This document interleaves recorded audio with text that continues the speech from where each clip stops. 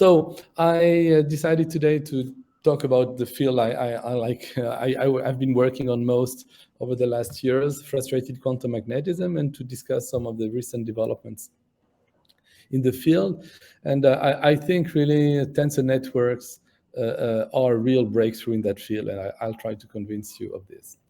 So I have had a number of collaborators over the years. I could not list all of them, so I have listed those of whom I'm going to discuss the work mostly. A number of theorists, specialists of quantum Monte Carlo, although I will not talk a lot about quantum Monte Carlo, but this has been important. And also some developments of IPEVs. Philippe Corbeau, who is really one expert of IPEVs that has been one of the main developers of the method, and a postdoc with whom we've worked recently on one of the models. And also an ongoing collaboration with experimentalists doing neutron scattering, Henrik Rono and Christian Ruegg. So what is the scope? I will start with some introduction to quantum magnetism. I assume not all of you are completely familiar with that field. Then I will present you the three paradigmatic models of frustrated quantum magnetism in 2 dimensions: the Shaftesbury-Sutherland model, the J1, J2 model, and the Kagome model. They're not the only one, but they are probably the most important ones. Then I will briefly review the standard numerical approaches, exact diagonalization and quantum Monte Carlo, and why they often fail for frustrated magnets. And then I will give a brief presentation of tensor network, of this approach, which is a completely new way of looking at the problem, and which has really allowed us to make a lot of progress on a number of problems.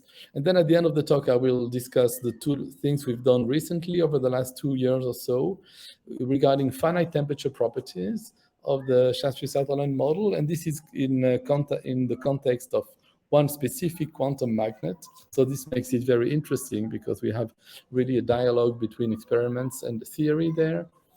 And finally, the most recent results we have obtained about the J1, J2 model, one of the long-standing problem, and I think we've managed to identify an Ising transition there in a spin-1/2 system at finite temperature.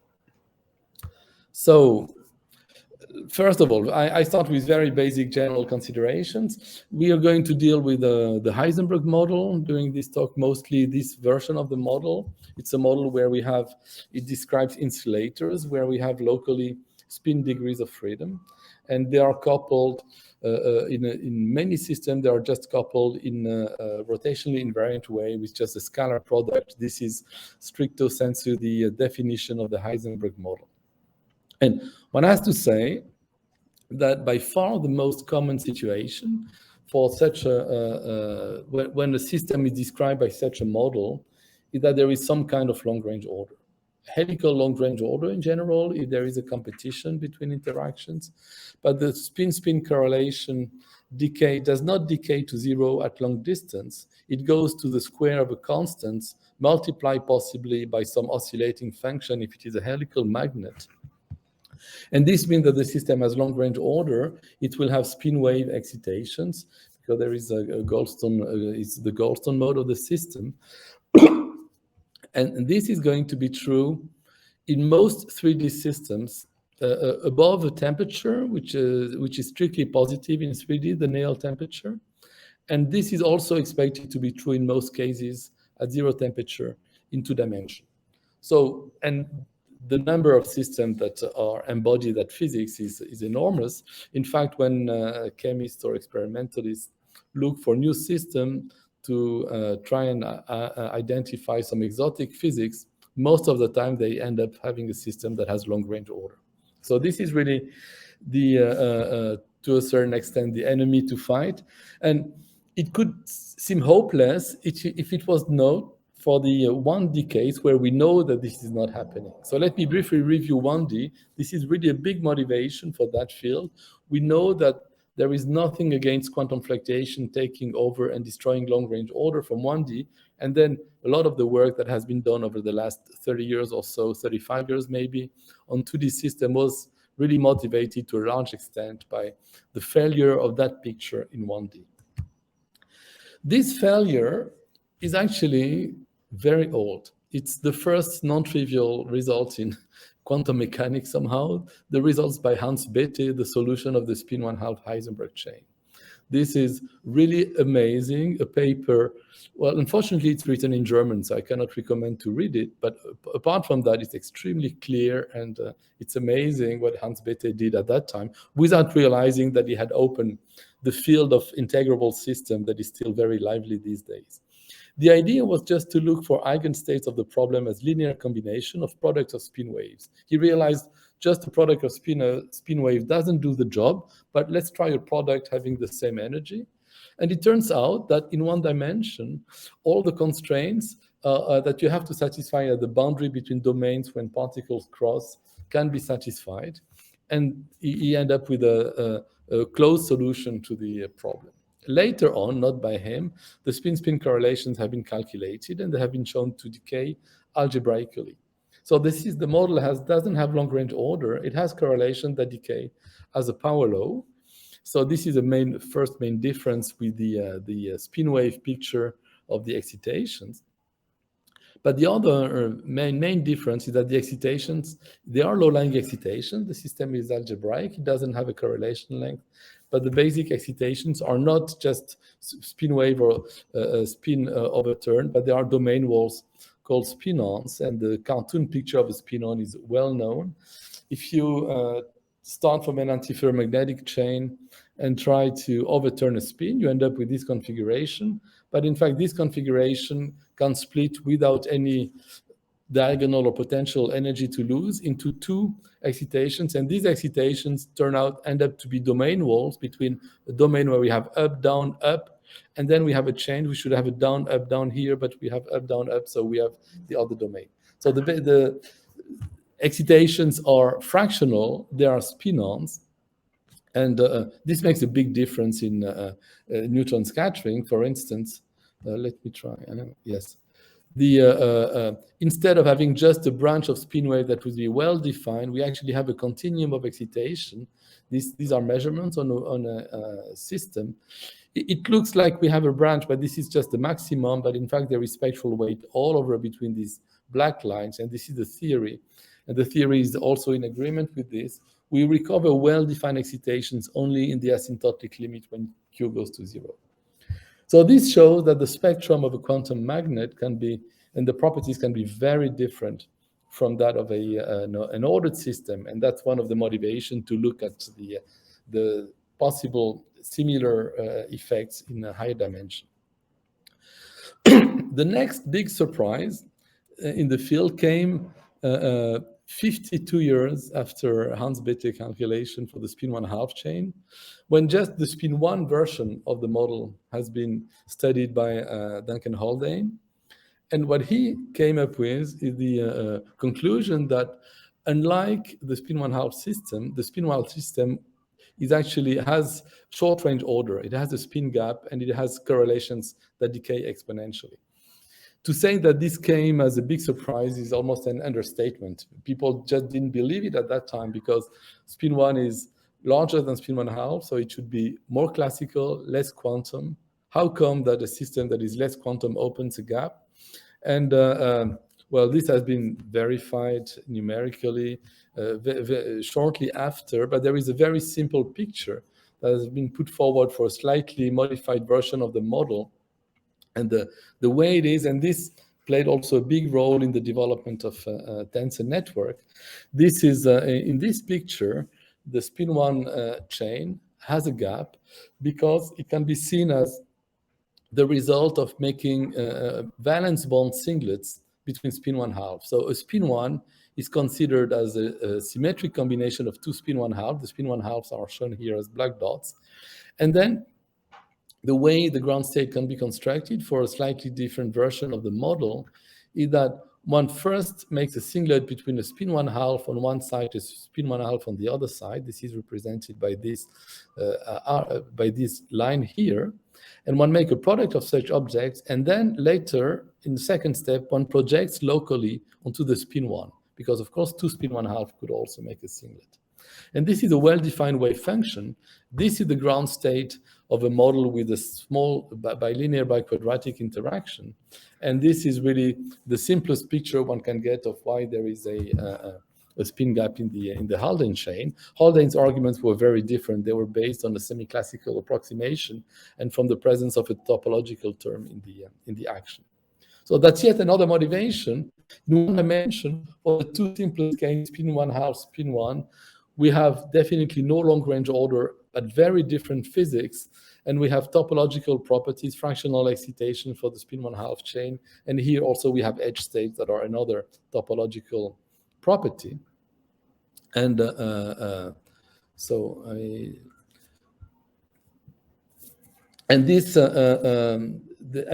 really interesting that field, I will show some results along the way, not all the time, but all these properties are also verified experimentally. So that's really nice. And a few years after Haldane's prediction, in 1987, then the neutron scattering was performed and the spin gap was observed here at the zone boundary. The excitation mode doesn't go to 0. And this was the first unambiguous experimental determination of the spin gap in a spin 1 chain. So all these properties in 1D are well identified. And the community then turned to 2-dimension. In fact, it's not really, I should say, just a small historical perspective. Studying 2-dimensional system had been in the background. There's a number of groups were working on this problem in the 70s and 80s, but it is really the field of high-TC superconductivity, or high-TC superconductors, that really opened that field again, because of the proposal by Phil Anderson that the superconductivity could be the result of doping a quantum spin liquid, and the quantum spin liquid might be realized in 2-dimension if we have enough competition that the physics of physics similar to the 1D case could be implemented.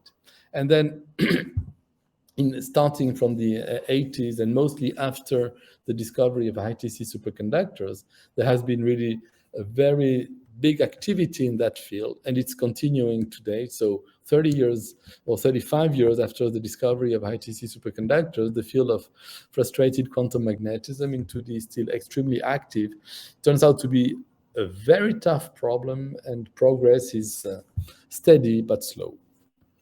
So what I will do now is to review the paradigmatic models in 2-dimension, and I will do it kind of, well, more or less historically. At least I will start with one of these papers that are completely ignored when they are first published, a paper by Shastri and Sutherland in 1981, where they worked out, they found a model in 2-dimension in which the ground state, they could prove that the ground state has no long-range order.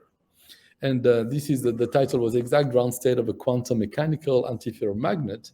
And the model they came up with is shown here. It is square lattice. We have coupling between first neighbors on a square lattice. And we have some diagonal couplings on other lattice. So I should say at that point that one of the ways to increase quantum fluctuations is to have competition between exchange channels. And if we have first neighbors here, but if we build triangles and more generally odd loops of spins, we expect the system, the quantum fluctuations to be enhanced. Although for the triangular lattice, for instance, which would be the simplest model of in that having triangles, the system still has long-range order at 0 temperature. So it's not sufficient to induce some special properties, but it is a useful thing. So the model, in fact, was how did they come to this very strange model where you only take 1/4 of the next nearest neighbor coupling, if you will? It is because they realized, and by extending a result known in 1D, that if we put a singlet on each of the diagonal bonds here, this wave function is an eigenstate of the model for all parameters. How is it so? It is so because if these two spins make a spin 0, then the resulting couplings in the model amount to coupling one spin here to a spin 0. But if we have a coupling to a spin 0, this gives 0. So this is just all remaining terms just drop when applying the Hamiltonian because we couple to a spin 0. So this wave function is always an eigenstate. It's actually quite funny because it is even an eigenstate of the square lattice. You don't need to have a coupling on the diagonal here for this to be true. So there is a few exact eigenstates of the square lattice antiferromagnet. But if this coupling is not here, of course, this is a very highly excited state. But what they showed is that if the coupling here is large enough, and this is the axis here, then one enters a quantum spin liquid. So this is, this is the inverse of the spin. So the spin 1/2, for instance, would be here. And what they could prove variationally is that if we increase the ratio of the diagonal coupling to this coupling, at some point, we have to enter a quantum spin liquid with exponentially decaying correlations. That is a system that has a gap, pretty much in the same way the spin 1 chain has a gap. So they had a boundary here of 1. I mean, we will see later that the actual number is smaller. This is a variational calculation that was just an upper bound of this limit. But this is a very interesting model, 1981. And I think this model really attracted the interest of the community on only 15 to 20 years later, when a compound was found to have exactly that geometry. And this is a story I will tell later. During the talk. So that's one of the main models. Here, the ground state is well known. The mystery is about all the excitations. It's very rich, very interesting when it comes to excitations. This is where frustration shows up. A second paradigmatic model was proposed in 1988, and that was really just in the aftermath of ITC superconductors. And this is really a very interesting paper by Prémy Chandra and Benoît Dussault about just the version, very similar model with J1 and J2, but this time assuming that we have a next nearest neighbor coupling on all links and not just on a quarter of the links. And then what they did for that model, if J2 is 0, we have long-range order. If J1 is 0, we have two sublattices that are long-range ordered. So we have some order. It turns out to be collinear. I will come back to this later. So in the limit where J2 is 0 in this direction, or in the limit where J1 is very small in that limit, we have long-range order. But what they showed is that looking at quantum fluctuations in these states, because even if we have long-range order, we have in principle fluctuations. The fluctuations actually are expected to destroy the order parameter in a window when J2 and J1 compete. That is very close to the boundary between these two phases. The spectrum of excitation becomes very soft, and there is in principle room for a spin liquid. Look at this. I will come back to this. It was in 1988. We are in 2022, 34 years later, and there is still no general consensus. I will show some results, but it's still not totally clear what's happening here. This is just to give you a flavor of how difficult technically the problem is.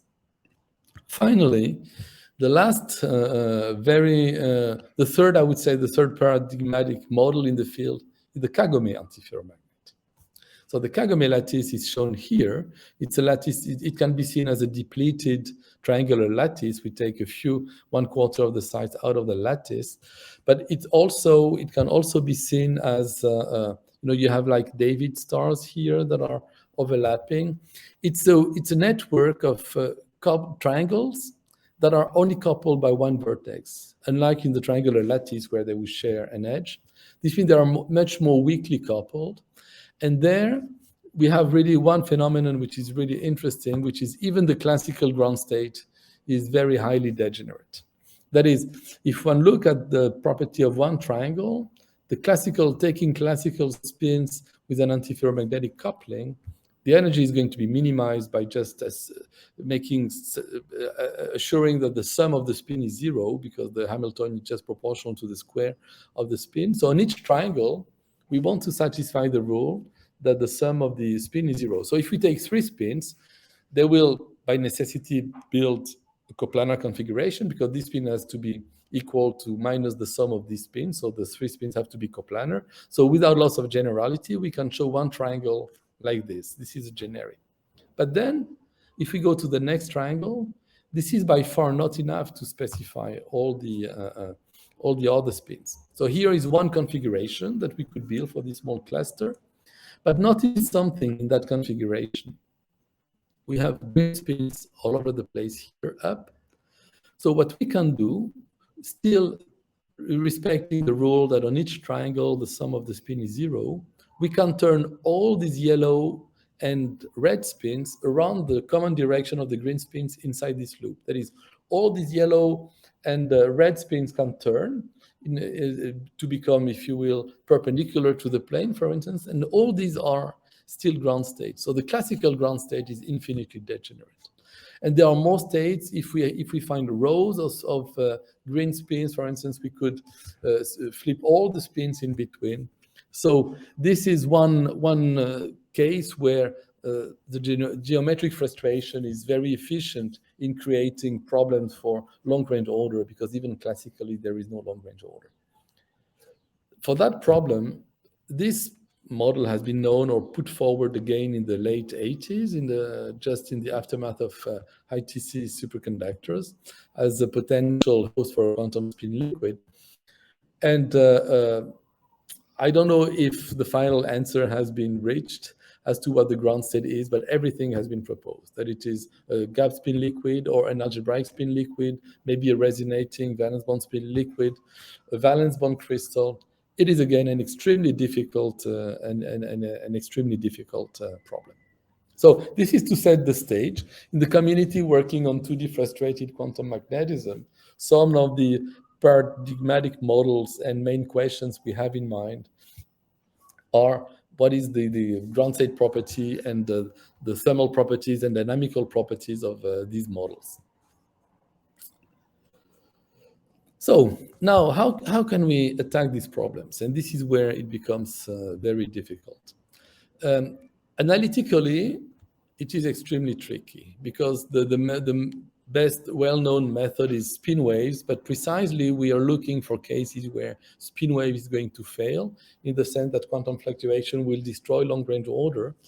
And then if we do not have this, there are a number of approaches that are that have been developed, but it's very difficult, and I think most of the progress on understanding these systems has been made on the numerical side over the last few years. And let me review the possible methods. I'm still assuming that not all of you are experts of the field.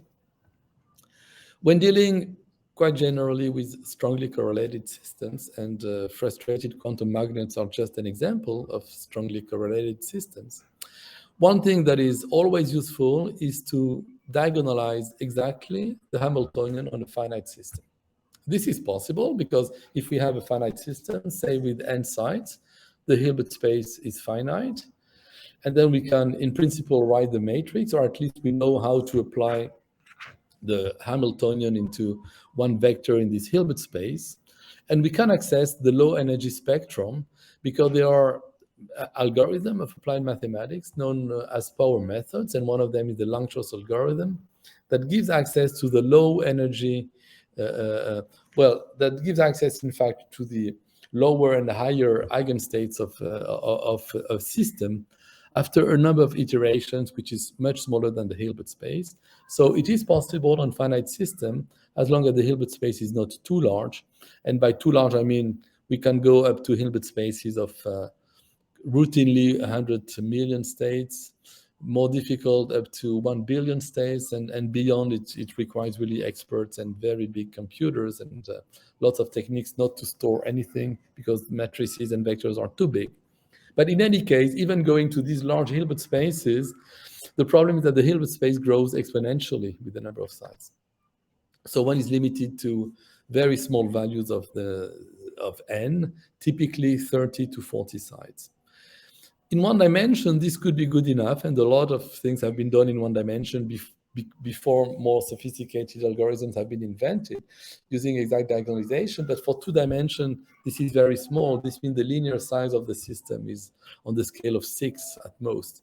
So it is always useful to understand the intimate structure of the Hamiltonian in the system, but it is rarely conclusive if one has a subtle question regarding what is the magnitude of a gap that would be very small, or whether we have algebraic correlation that is an infinite correlation length.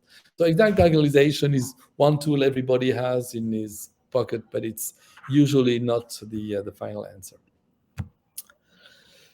The method that has proven to be really extremely powerful when it is possible is quantum Monte Carlo. And in ITC, quantum Monte Carlo was actually there to prove that the square lattice antiferromagnet is actually ordered, because there was no proof before that, and that was obtained again in the aftermath of ITC superconductors in 1988. And whenever quantum Monte Carlo can be done, it should be done, because it's very hard to beat, if not impossible. So let me give you just a flavor of why it works, because in this way I will explain why it doesn't work for frustrated magnets in most cases. So in quantum Monte Carlo, the partition function is written as a path integral, or if one wish, it's just the trace of the Hamiltonian. But if we wanted to calculate the trace, we should know how to calculate the exponential of minus beta h, but to calculate the exponential of an operator, one has to diagonalize it. So that would mean to diagonalize h, and this is only possible on very small systems. But with Monte Carlo, the way to go is, in fact, starting from this representation to actually split the Hamiltonian into a number of product of exponential minus delta tau, where delta tau becomes the small number. We split the beta into L parts, and then between each these operators, we include a closure relation, so that the partition function becomes the sum of product of these matrix elements. And note that the matrix element between states that are different will be positive if and only if the matrix element of H itself is negative. Then, if all these matrix elements are positive, then one is in business, because then one can write the partition function as a sum of weights, where all weights are positive, and so one can do some important sampling the way it is done with Monte Carlo. And one can calculate the expectation value of any observable by some Monte Carlo sampling of this distribution probability. So in that case, when there is a way to write the Hamiltonian in such a way that all off-diagonal matrix elements are negative, or non-positive, I should say, because they can be zero, this is not a problem, then one can do Monte Carlo. And the problem is that it's very difficult to look systematically for a basis where all off-diagonal matrix elements are negative is as complicated as solving the problem. So sometimes it is possible. Let's consider the Heisenberg antiferromagnet in the configuration basis. That is, at each site, we keep track of the spin, whether for a spin 1/2, for instance, whether it is up or down. If we write the Heisenberg antiferromagnet in this basis, all off-diagonal matrix elements are positive. That is, it's in principle the worst possible case. So if one was to try and do quantum Monte Carlo simulation directly like this, it would be impossible. But in that case, there is a very simple trick to transform the problem into a problem that can be attacked. If the lattice is bipartite, one can do a rotation by pi on one sublattice and not on the other. And this is going to change the sign of the off-diagonal matrix elements, of all off-diagonal matrix elements. That is, they will go from being all positive to being all negative. And in that one is in business. So up to this canonical transformation to the model, one can do Monte Carlo. The problem is that in frustrated magnets, I should say, if the lattice is non-bipartite, and all the lattices I showed you are non-bipartite, that is, we cannot split the lattice into sublattices, so just one sublattice is only coupled to the other one. This is exactly the case when we have odd loops. Then this trick doesn't work. It is impossible to make all off-diagonal matrix elements negative. It is basically hopeless. That is, one could try to get reasonable information up to temperature of the order of the coupling constant, but below it is impossible. So there are other approximate ways, variational ways of looking at the problem, but I think the real the most promising method that has been developed over the last less than 20 years, and that is starting to give very interesting results, is a completely different way of looking at the problem. And it goes under the name of the tensor networks. I don't want to give you a too technical introduction, but let me try to give you the basic ideas. In a tensor network, one writes the wave function. Well, one can always write the wave function, say, in the configuration basis in this way. We have a coefficient that depends on all quantum numbers at different sites. And in tensor network, it's kind of a rational method.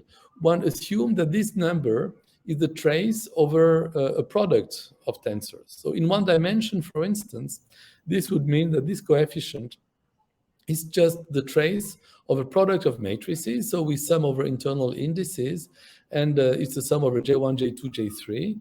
And at each site, this is the physical index. And one represents the wave function as a product of objects. And in one dimension, these objects, for a given value of I, except the first one on the left, these objects are just 2x2 matrices. And we try to write the coefficients in this way. Let me give you the physics, but it's somehow clear if we do the same in 2D. So this approach can be generalized in 2D, so we can try to represent any wave function as a tensor network, where at each side of the lattice, we have an object. And if we have a two-dimensional square lattice, this object will have one physical index that is for each value of the physical state, we have a different tensor. And then the tensor here would have 4 legs, that is 4 indices. So it's a generalization of the matrix. Matrix has 2 indices. This would have 4 indices. So this is a rank 5 tensor. One is just the physical index, and the other 4 are this. And then one wants to write the wave function as a contraction of these tensors, which is technically very demanding. I will not go into these details, but there are ways to do this approximately. What is the way I see this approximation is the following. Imagine that we have the value, the bond here, that is the indices of the tensor. They take in principle value from 1 to d. Imagine that we take d equal 1. This is a very trivial case, because this means that we have, in fact, at each site, we have just a number. This would be just a product state. So this means that this would amount to looking for the ground state of the coupled system as a product of local states. So we can adjust the state to minimize the energy. This actually is an approximation that very often gives reasonable phase diagrams for complicated systems, just a product state. And tensor networks are just a way to increase the complexity. That is, instead of having just a number, we have a tensor with a certain bond dimension, and we start creating entanglement in the system. If we had just a product state, there is absolutely no entanglement. Each state in the wave function would be completely independent of the other state. So it's just a product state, and the entanglement, if we were to do a decomposition of the state, we just have a product of this state, for instance, with the rest of the environment. But by putting the bond, by increasing the bond dimension, we allow for the possibility for the system to develop local entanglement. So this method is really derived from ideas of quantum information. The way it works in principle is variational. We try to minimize the energy with respect to the tensors. It's manageable, much more manageable than the exact result, because the complexity only grows polynomially with the number of sides of the system and not exponentially. So this makes all the difference. Why does it work? Well, first of all, it's not proof that it doesn't work in all cases. What it works if the ground state is and the low energy states have a moderate entanglement, in the sense that the entanglement entropy reproduces the area law, which is just proportional to the perimeter and not to the bulk, volume, or in two-dimension surface of the system. And this can be somehow proven to be the case for systems in 2D with local Hamiltonians. So the belief is that for all systems with where the Hamiltonian can be written in terms of local terms, the entropy should grow at the power law, and this approach should be able to capture the right physics with only going to a finite bond dimension D, because of course, if the bond dimension D becomes very big, the algorithm becomes very difficult.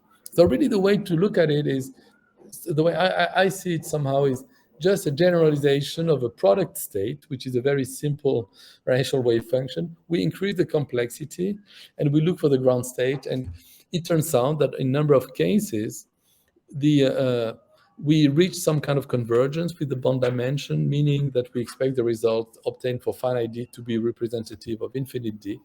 This will in particular be the case for gapped systems because there is a finite correlation length. This approach can be extended to finite temperature. Again, I don't want to be too technical, so just one slide to explain how it works. It's again a very neat idea by Frank Verstraete and Ignacio Sirac and Garcia Ripoll in 2004. Where, again, an idea coming from quantum information, any statistical, any density operator, to use physical terms, any density operator, even if it has matrix elements everywhere, can be represented as a pure state in an enlarged Hilbert space. This is called purification in quantum information. Technically, what one does is to add to each local degree of freedom an ancillary degree of freedom, another degree of freedom, which is just going to be there to allow any density matrix operator to be, for the physical system to be realized. And one traces over the ancillary degrees of freedom. In this way, the infinite temperature can be represented very simply. The infinite temperature for the physical system will be obtained for a spin system by coupling each physical spin to another spin, forming a singlet, and by making a trace over the ancillary degrees of freedom. In that way, all states in the physical space will have an equal probability, and this is the infinite temperature representation of the state. And then, to reach finite temperature, one just had to do an imaginary time evolution from T infinite, but this is the basis of PEPs. So what one does is to include the ancillary degrees of freedom. They are not coupled among each other. They're not coupled to the system, so they do not contribute to the energy of the system. One let the system evolve from infinite temperature to a finite temperature. Then one takes the trace over the ancillary degrees of freedom, and one has a representation of the thermal ensemble. So it is possible also to study finite temperature system just using all the machinery of tensor networks, the way to contract these tensors, and just introducing these ancillary degrees of freedom. This has not been used until quite recently. We've not been the first. I think Philippe Corbeau and some colleagues in Poland, Piotr were the first to study it for the transverse field model, but we've used this recently on two problems, and this was amazing what we could get. This went beyond my expectation. It works really very well at finite temperature. So now let me review some of the results that have been obtained, first of all by others. I will talk about my work just at the end of the talk. And let's go back to the paradigmatic models. For the zero temperature for the Kagome antiferromagnet, I think the result that is currently considered to be probably true. I say probably because still it's a very difficult problem, but is that the ground state of the spin-1 half Kagome antiferromagnet is an algebraic gapless spin liquid. That is a spin liquid that has algebraic decaying correlation function. Well, the paper is very technical, so I just flashed two results. The way the energy seems to converge to the ground state, it looks algebraic, and it's very similar to the Huzimi cactus, which is some kind of beta lattice proxy to the Kagome antiferromagnet, for which one can actually prove that the energy goes to that it is algebraic and that the energy goes to the ground state to the infinite D value algebraically. And also by putting a next nearest neighbor J2 coupling that, if large enough, would force the system to be a three sublattice long-range order, to be in an ordered state. By looking at the magnetization, the order parameter, there is a phase transition that takes place for negative J2, and at J2 equals 0, we are in a phase where the magnetization seems to go to 0 when one increases the bond dimension. Infinite bond dimension being essentially the exact result. Whereas on the left-hand side, when we increase D, clearly we saturate to a finite value of the magnetization. So this is another way. The system has doesn't seem to have long-range order, and the correlation seems to decay algebraically. So this was kind of supported by all the calculations on cylinders with the density matrix renormalization group, a 1D method. This is considered to be the current answer. Well, actually, we did some work with the chairman on the breathing version of the Kagome antiferromagnet. That's a model I like very much. I worked on this in the late 90s by making some of the triangle very strong. One can get a simpler model for which one can say a few things. And the very same approach as the one I described before suggests that in the limit of strong breathing, the system actually has some nematic order, that is, it breaks the rotational symmetry of the system in real space.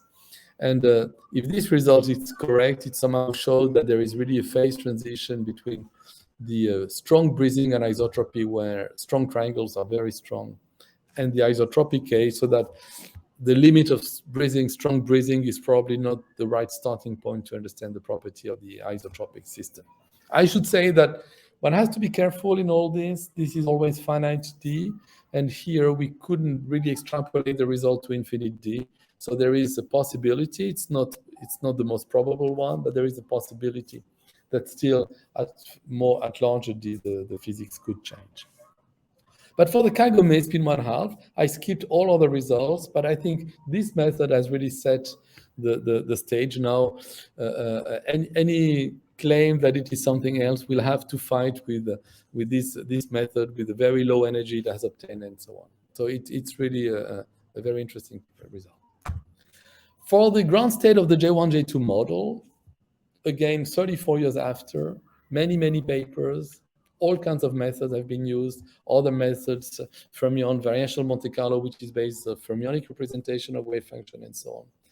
The ground state phase diagram is still debated. I would just flash the last results, I think the best I can do, which is about to be published, or maybe just appeared, I don't know, in Science Bulletin, a Chinese journal, collaboration between the people from Taiwan, I think, and Didier Poel-Blanc, where they, again, using tensor networks, they came up with the phase diagram. We still have Néel, antiferromagnetic order, and collinear order.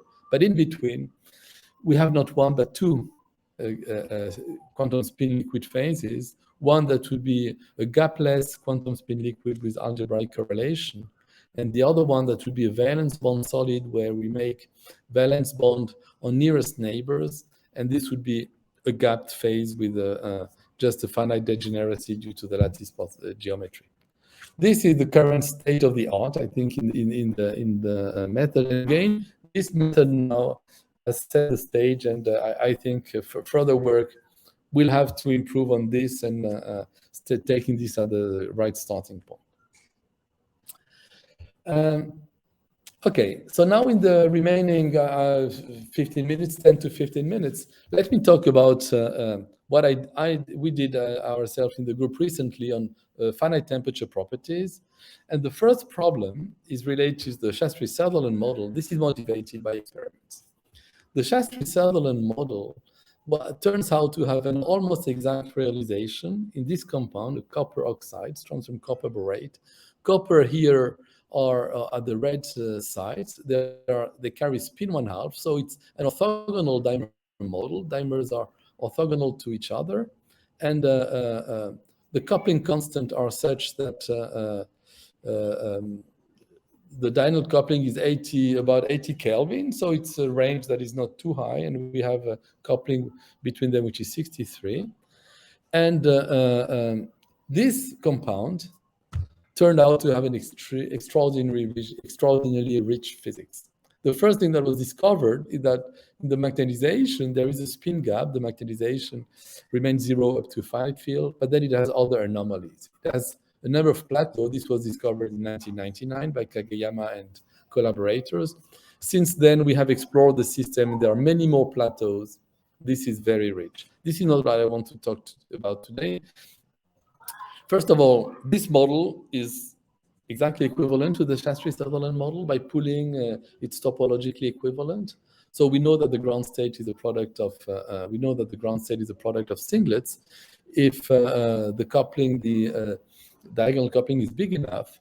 And in fact, the full phase diagram has been determined by IPES, by Philippe Corbeau. And we have confirmed early predictions, but we've got now very precise boundaries. The dimer phase is actually stabilized until the interdimer coupling is 0.675. Then there is an intermediate placket phase where spins form singlets around four-side plaquettes. And then, of course, in the limit where J, the coupling or the square lattice become very large, we have near long-range order. So this system, the ground state is very trivial, but it has really interesting physics if we can reach this. Now, remember, the coupling ratio of the coupling is 0.63. So this is one of the magic aspects of this system. The system, this compound lies in the dimer phase, but very close to this phase transition. So this makes it very interesting. And very early on, it was suggested that maybe putting pressure on the compound, we can go across this phase transition. This was, this launched a whole investigation of strontium copper borate under pressure. We expected to change the ratio J over JD, and this is the case, and pressure increases it. So indeed, there is a possibility to go in this phase. The presence of an intermediate phase was discovered by NMR. It doesn't seem to be the expected plastic. Many other works. I think I will skip all these experimental works because I would like to discuss other things in the remaining time. But there has been a huge experimental effort going back to 2007 with NMR, and then later on by some techniques where the second derivative of the magnetization is measured and the phase transition obviously occurs around 2 gigapascal in that field. And this was then confirmed by some work on neutron scattering, showing that, again, around 2 gigapascal or 20 kilobar, there is a phase. But then the neutron scattering favors rather a four-side phase, plaquette with a diagonal bond. And then there is another phase. But there is an intermediate phase. That was clear. This was confirmed further by ESR, where there was really a change at the pressure of about 2 gigapascal. And even more recently, in 2020, the thermodynamics was first studied by Chinese collaboration, including Anders Sandvik. And what they found is that indeed, in that compound, there is an intermediate phase, and there is a phase transition. This is a small peak here that could be icing that probably corresponds to the plaquette phase at 2 Kelvin. And then there is a maximum of the specific heat here. And then again, there is another phase. So this seems to be the complete story. Note that the peak of the specific heat here becomes quite big. And then in a collaboration with my colleague Henry Kronov at the EPFL, we had a closer look at this data, thermodynamics data. They had their own set of data lying around for years because they weren't sure what to do about it. And what we realized is that, in fact, there is a critical point in that system. That is the maximum of the specific heat. There is a 2 Kelvin transition here, but here, the specific heat is actually much larger. And if one looks really carefully at the right pressure, it really looks like another phase transition, Ising. But this is only at a single point. So our interpretation is that in the system as a function of pressure, there is a first order transition taking place around 19 kilobars between the dimer phase and the plaquette phase. And if we have a first order transition at 0 temperature, we expect at finite temperature, the transition to keep first order for a while until it terminates. But when it terminates, like in water, it has to terminate at a critical point. So that was we suggested, but that was a bold suggestion because we needed to be able to prove this numerically that indeed there is an Ising transition in the system. So this was done in 2 steps. Well, first of all, we had a paper before.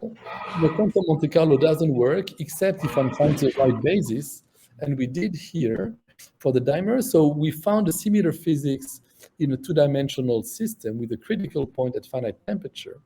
But then the real solution to the problem came from IPEPs at finite temperature. This was done by Philippe Corbeau with the technique I explained for purified state. He was able to study the thermodynamics of the system and the specific heat. This is now not experimental data, but numerical data. The specific heat has really an isolated maximum in the phase diagram. For technical reasons, it cannot reach very low temperature. But this point is well identified, and across this point, there is really a jump in the spin-spin correlation. So this really corresponds to the termination of a line where the spin-spin correlation jumps a line of first-order transition. So this is really a critical point at finite temperature.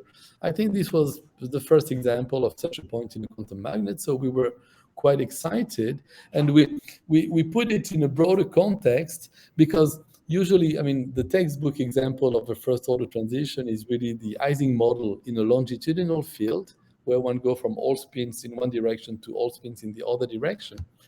But the specific heat is usually not calculated. So what we did to really check that what we find is very typical of a first-order transition is to calculate the specific heat of the Ising model in a field, fully frustrated by a layer that was the other model, and the Shaspri-Sutherland. And they all look the same. There is a broad maximum of specific heat that terminates at a point where there is a singularity, and the point is at finite temperature, and this is an Ising transition. And this is really conceptually completely similar to the case of water. Again, water, usually when one knows about it, one doesn't plot the specific heat. So we extracted the specific heat and plotted the specific heat of the system. And there is a line where the specific heat has an anomaly across this line that would be the equivalent of this line. And then at a certain pressure in water, then this anomaly stops. So water boils at ambient pressure, of course, at 100 degrees, and it goes up and it terminates at a critical point. This is an isolated point in the phase diagram. It's a critical point in the Ising universality class. And this was discovered 200 years ago. I had to say it because it's funny, by a French engineer who did some funny experiments with the barrel of his gun. We're putting some liquid into it and heating up. That was really funny. He discovered the first critical point. So for the purpose of our talk, what is really interesting is that it was possible with IPEPs to actually calculate the thermal properties down to temperature that are about J/20, that is far below anything that could be done with quantum Monte Carlo. So really IPEPs solved here a problem that couldn't be solved by any other approach I know of. Finally, let me go back to the J1, J2 model in the last 5 minutes or so. J1, J2 model, I already showed the phase diagram, predicted spin liquid. What I'm going to be interested in now is what happens in the phase when J2 is large.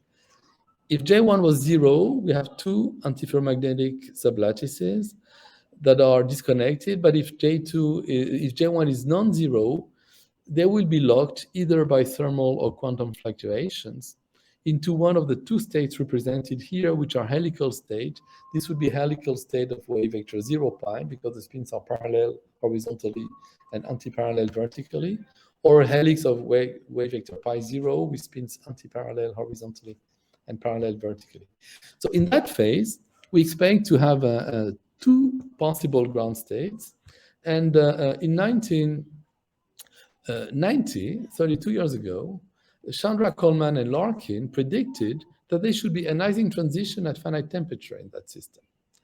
Very interesting prediction, but very difficult. About 20 years ago, we checked it for classical spins, but for quantum spins, that was completely out of the picture. Quantum Monte Carlo stops at a temperature of around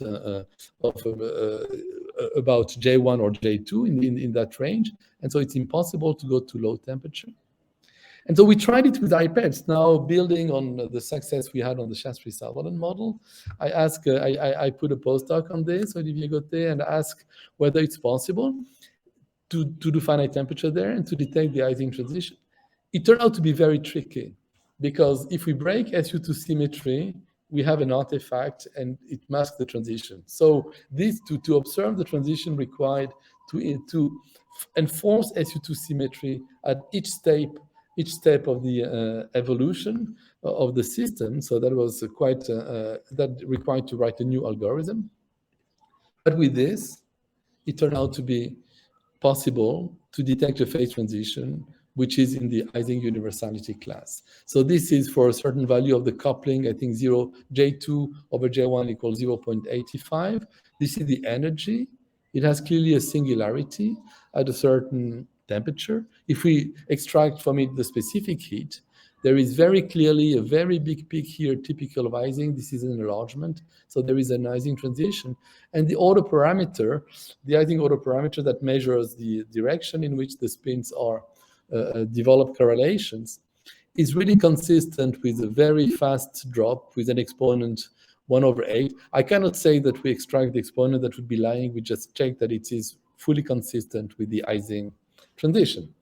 And we could follow this transition and plot the phase diagram of the J1, J2 model as a function of temperature, going from J2 over J1 equals 0.85 to a value close to 2. There are technical problems then, so even enforcing the SU2 symmetry, we can have some kind of artifact. But it's very clear now that we have an Ising transition. It's very clear that it is not accessible to other approaches because it's of the order of 1/10 of the coupling constant. So it's still a very low temperature. It requires to be able to do simulations down to very low temperature. But we could check in particular that, how do we check? We have no benchmark. We are the only one able to do this calculation somehow. This approach is the only one. So what we did was to do some physical benchmarks. And in particular, if the coupling J1, if J2 becomes dominant, we expect the two sublattices to become less and less strongly coupled. So if we plot the critical temperature not as a function of J1, but as the function of J2, the coupling between the nearest neighbor sublattices, when J2 increases, J1 becomes small. So there is a prediction that the critical temperature should actually go down and vanish in the limit J1 equals 0. That's Chandra, Coleman, Larkin with a log. So there is indeed a decrease plotted in this way. And the decrease is roughly consistent with the log behavior. Depending on bond dimension, we find slightly different results, but they are consistent with the critical temperature going to 0. So we believe we have really captured real physics there and not some kind of artifact. Okay, this was my last slide. Now the conclusion. Okay, frankly, I mean, I say I did not invent the method. I think credit goes to other people, and I'm very happy to give credit to them. But frankly, IPEPS is really a breakthrough in the investigation of frustrating quantum magnets. It is just starting. A few models have been looked at, but it opens completely new perspectives. For the ground state properties, it's still very difficult to be sure about things because one should try to go to larger values of D. I mean, it's still extremely tricky problem, but I think it still has set the stage for further investigation for the most paradigmatic model, J1, J2 model, Kagome. I think this is the most precise answer we have so far. And at finite temperature, thermal properties, therefore, reason that we are still trying to better understand. There, it seems to work extremely well. Coming from a high temperature, doing what technically is known as a simple update, seems to be completely sufficient, provided the SU2 symmetry is kept for the J1, J2 model. And it seems to give a very accurate access to thermodynamics down to temperature that are, say, a few percent of the typical coupling constant. So this is really a major opening, a major change of paradigm in the field, that we now have a way to study thermal properties of frustrated quantum magnets. So I'm sure it's going to be to give many more insights in the future. So one of the perspectives then, the method can be further developed, and apart from studying other model, Some people are working now on extension to dynamical properties in 2D. There are also extensions beyond frustrating quantum magnetism to strongly correlated system with active charge degrees of freedom. It's more complicated, but it is possible. And even extensions to 3D. So I think tensor networks still have a very bright future, this method ahead of it. And with this remark, I will stop. Thank you for your attention. So thank you very much, Frederick, for such an interesting talk. So it took a little bit longer, but still we have time for 1 or 2 questions if it is quick. So please go ahead, rather raise your hand or write in the chat box.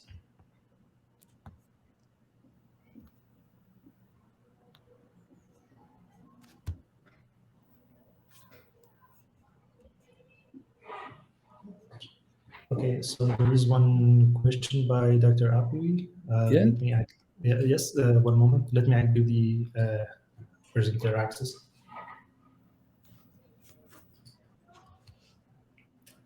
Jahan, please go ahead.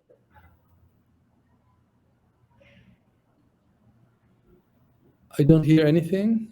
Yeah, I think he's activating his mic. Ah, okay, he's muted. Yes, this Yeah, happens all the time with these online conferences. Yeah.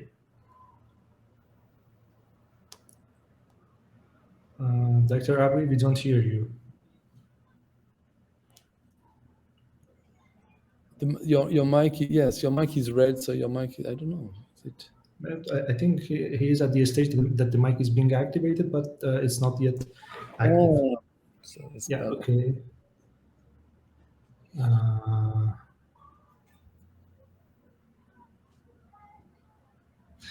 Okay, in the meanwhile that the mic being activated, I myself have a question about the phase diagram of J1, J2. There was some intermediate spin liquid. So is it a resonating valence spot? I think the interpretation is not clear. I think it's more an algebraic spin liquid. I think you're talking. Let me try to go back to this to make the discussion more. Probably it was slide number 27, I think. 27. Yes. Okay. Yeah. So yeah, that's the way they represent it. But I think the only thing they are sure about is that it is gapless, so with algebraic correlations. But I think the algebraic correlations occur also in the magnetic sector. So to me, if it was an RVB, one would have low-lying singlets, but maybe not low-lying magnetic excitation. So I believe, it's not my work, I should read it more carefully, but I believe that this gapless quantum spin liquid would also have gapless magnetic excitation, so that it's more in the general category of algebraic spin liquid, a little bit like the Kagome, or going back to the Affleck-Marston proposal for the square lattice, with this Dirac spectrum. So I think that's my understanding. Okay, thank you. So Dr. Api is not yet activated his mic? There is a problem, that's a pity. Yeah, there's a problem. Okay. So, all right, since we have another talk, let us thank Frederick again for such a beautiful and interesting talk, and say goodbye. Yeah, very welcome. Bye-bye. Bye.